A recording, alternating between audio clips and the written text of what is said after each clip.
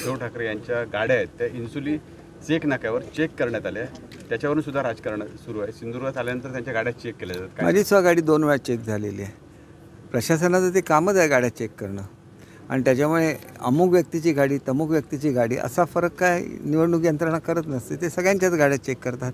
माझी गाडी चेक झाली, त्याला मी कुठे असं ऑब्जेक्शन घेतलं? मी तर विद्यमान मंत्री आहे, तरी पण मी काय नाही म्हटलं. मी म्हटलं चेक करा. 2 वेळा चेक झाली आहे गाडी.